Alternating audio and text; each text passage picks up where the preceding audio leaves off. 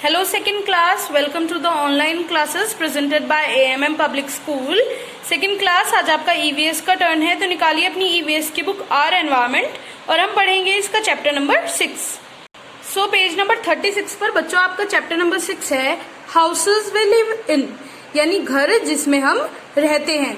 तो बच्चों इस चैप्टर में हम पढ़ेंगे कि घर कितने प्रकार के होते हैं, किन किन चीजों से वो बनते हैं और क्या उनकी स्ट्रेंथ होती है, कौन सा घर जो है वो सबसे ज्यादा स्ट्रांग होता है, कौन सा नहीं होता है, ये सब चीज हम पढ़ेंगे। उससे पहले बच्चों आपकी एक्टिविटी है, ये एक्टिविटी है complete the name of the parts of a houses. जो ये घर है इसके अलग अलग पार्ट्स के नाम दे रखे हैं, रूफ होती है, फर्स्ट फ्लोर, डोर, विंडो, ये सब चीजें हैं। तो अब आपको ये लिखनी है बच्चों।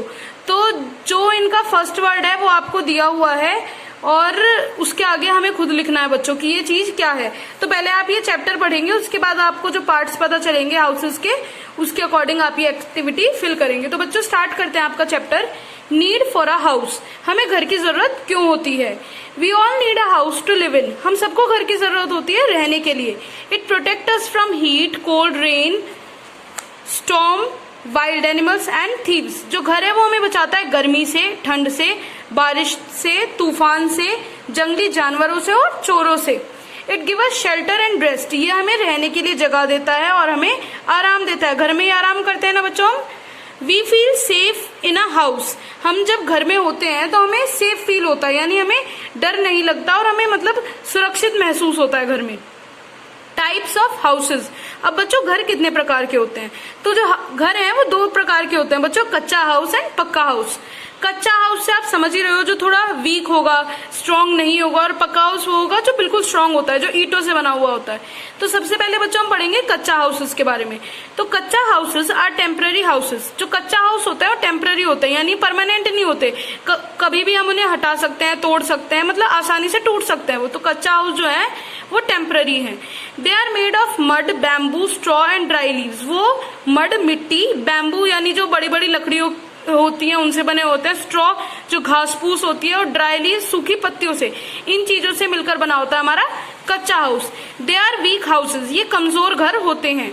हट is a mud house made of straw, bamboo, dry leaves and wood, जो हट होती है, झोपड़ी होती है, वो एक कच्चा हाउस होती है जो मिट्टी से बनी होती है, सूखी घास फूस से बनी होती है, बड़े बड़े डंडों बैम्बू से बनी होती है, सूखी पत्तियों से और लकड़ियों से मिलकर बनी होती है। It is found in villages, ये ज्यादातर जो गांव है वहां पर मिलती है। नेक्स्ट है बच्चों हमारा पक्का हाउसेस। पक्का हाउसेस आर परमानेंट हाउस, जो पक्का हाउस होते हैं जैसे कि हमारे शहरों में हमारे घर होते हैं जो ईंटों से बनाए हुए होते हैं, ये परमानेंट होते हैं, इन्हें कोई हिला डुला नहीं सकता है, ना इन्हें एकदम से कोई तोड़ सकता है। They are made of bricks, cement, concrete, iron and wood, ये ईंटों से, सीमेंट से, जो रोड़ी होती है उनसे, आयरन लोहे से और लकड़ी से मिलकर बनाए जाते हैं। दे आर स्ट्रॉन्ग हाउसेज, ये बहुत मजबूत होते हैं बच्चों। पक्का houses can be single storey, multi storey, bungalow.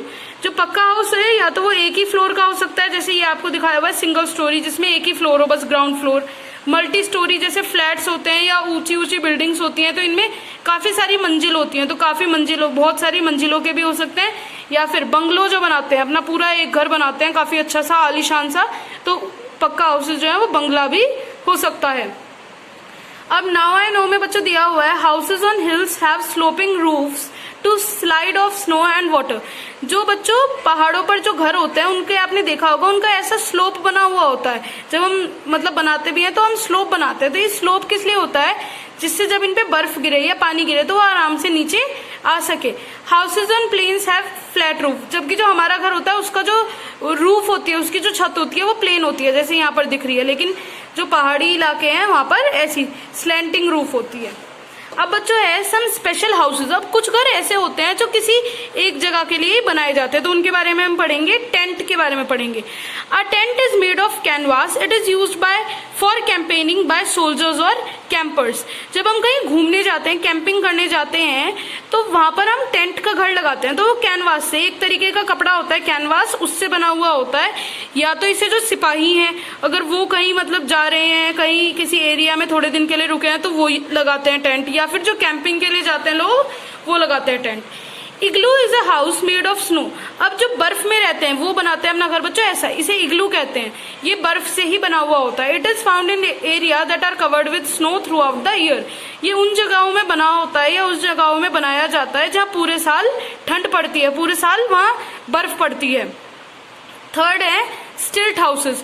We find stilt houses in places where it rains heavily, they stand on bamboo slits. अब बच्चों कुछ एरिया होते हैं जहाँ काफी बारिश होती है तो वहाँ जनरली पानी ही भरा हुआ होता है। तो देख रहे हैं आप यहाँ घर, ये ऐसा बना हुआ है कि लकड़ियों के ऊपर बना हुआ है, मतलब लकड़ियों से पहले इसे काफी ऊपर तक उठाया गया, उसके बाद ये घर बनाया होगा। तो ये घर जो है ये इसे कहते हैं स्टिल्ट हाउसेस, और ये उन जगहों पर बनाए जाते हैं जहाँ बहुत ज्यादा बारिश होती है। बैम्बू स्टिल्ट्स की मदद से ये खड़े हुए होते हैं। ये जो मतलब लकड़ियां हैं जिनके सारे ये खड़े हैं इन्हें हम बैम्बू स्टिल्ट्स कहते हैं। नेक्स्ट है बच्चों हमारा कारवां। कारवां आर हाउसेज ऑन व्हील्स। ये जैसे आपने देखा होगा कि कुछ लोग गाड़ी जो होती है बड़ी सी वो घर की तरह ही होती है, तो कारवा जो होते हैं वो वही घर होते हैं जो पहियों पर चलते हैं। They are also called motor homes. इन्हें मोटर होम्स भी कहा जाता है। मोटर मतलब एक जगह से दूसरी जगह जाने वाले, ऐसे घर भी इन्हें कहा जाता है। They can be taken from one place to another. इन्हें एक जगह से दूसरी जगह ले जाया जा सकता है।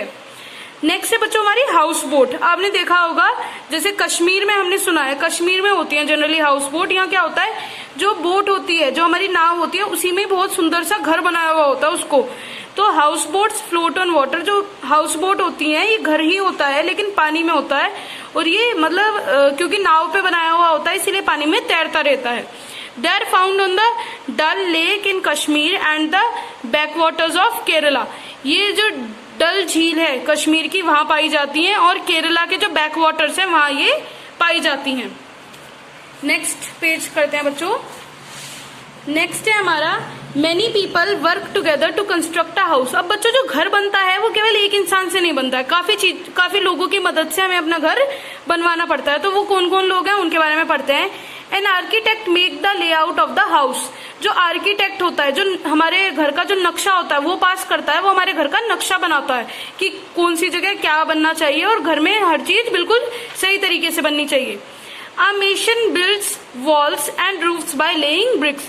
जिसे हम कहते हैं मजदूर। जो मजदूर होता है वो उसे हम बोलते हैं इंग्लिश में मेसन। जो मेसन है वो हमारे घर की दीवारें बनाता है और छत डालता है ईंटों की और सीमेंट की मदद से। An electrician fixes up the electrical fittings and wires in a house.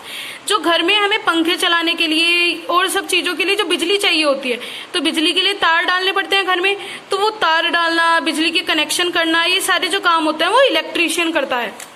Next है plumber. A plumber fixes up taps, pipes and water tank in the house. जो घर में वाटर टैंक होता है, टंकियां होती हैं, पाइप होते हैं, ये सब लगाने का काम कौन करता है बच्चों? Plumber. A painter paint the wall to make the house look beautiful. जो पेंटर होता है वो हमारे घर की दीवारों पर रंग करता है जिससे हमारे घर जो है वो और भी ज्यादा सुंदर लगे। अ carpenter makes wooden objects like window and अलमीरा। जो कारपेंटर होता है, जो लकड़ी का काम करता है, वो हमारे घर की सारी लकड़ियों के काम करता है, जैसे कि विंडो बनाना या फिर अलमारी बनाना। अब बच्चों learn from Mickey and mini. Mini और मिकी हमें कुछ सिखाना चाह रहे हैं, वो हम सीखते हैं। मिनी कह रही है मिकी से, Mickey why are you holding a cat. कि मिकी तुमने एक बिल्ली को क्यों पकड़ा हुआ है? तो मिकी कह रहा है I found this cat on the roof, it was wet in the rain so I bought it with me to give it shelter. ये मुझे मेरी छत पर मिली, रोड पर मिली एक्चुअली, और ये बारिश में गीली हो गई थी तो इसीलिए मैं अपने पास इसे ले आया, इसे सुखाऊंगा और इसे अपने घर में रहने की जगह दूंगा। तो मिनी कहती है that is a very sweet gesture, even animal need to be protected from rain and cold. तो मिनी ने कहा कि ये तुमने बहुत अच्छा काम किया है और जानवरों को भी ठंड से और बारिश से बचाने की हमें जरूरत होती है। तो बच्चों इसमें कोट क्या लिखा हुआ है, क्या हमें सीख दी हुई है? It is not important how big the house is but how happy the home is. जरूरी नहीं है कि घर हमारा बहुत बड़ा हो, लेकिन वहाँ सब लोग हंसी खुशी रहने चाहिए, तभी वो अच्छा घर होता है। अब बच्चों टेक अ ब्रेक है, आपको यहाँ थोड़ा वर्क करना है, तो आपको अपने घर के बारे में यहाँ चीजें बतानी है, आप इसे पढ़ेंगे और अपने घर के बारे में यहाँ लिखेंगे। नेक्स्ट है हमारा qualities of a good house. एक अच्छे घर की क्या क्या क्वालिटीज हैं, क्या क्या चीजें अच्छे घर में होनी चाहिए, अब हम वो पढ़ेंगे। It is not important that the house where we live must be large, a small house can also be a good place to live in, but it should have the following qualities. तो वही जो हमने आपको पहले बताया कि जरूरी नहीं है कि हमारे पास रहने के लिए एक बड़ा ही घर हो, लेकिन एक छोटा घर भी एक अच्छा जगह हो सकती है रहने के लिए। लेकिन उस छोटे घर में क्या क्या होना चाहिए ये हम आपको बताएंगे। It should be Airy and clean. आपका जो घर है उसमें प्रॉपर वेंटिलेशन होना चाहिए, हवा के आने जाने का वहाँ रास्ता होना चाहिए, वो साफ होना चाहिए बिल्कुल। It should have a lots of plants around. उसके आसपास बहुत सारे पेड़ पौधे होने चाहिए। It should be well ventilated, that is many doors and windows should be there to let in fresh air and enough sunlight। वहाँ पर मतलब पूरी वेंटिलेशन होनी चाहिए, दरवाजे और खिड़कियां होनी चाहिए जिससे कि हवा आ सके, धूप आ सके और घर जो है आपका मतलब फ्रेश फील हो वहाँ पर। It should have a clean neighbourhood. जो हमारा आस पड़ोस है वो साफ होना चाहिए। The drainage system must be proper and covered. जो नालियां हैं वो प्रॉपर होनी चाहिए जिससे पानी जो है गंदा वो बाहर जा सके, और वो कवर्ड होनी चाहिए जिससे वहां पर मक्खी मच्छर इंसेक्ट जो है वो ना आए। We can decorate the house with rangoli patterns. अब बताया गया है कि आप अपने हाउस को, अपने घर को कैसे डेकोरेट कर सकते हो।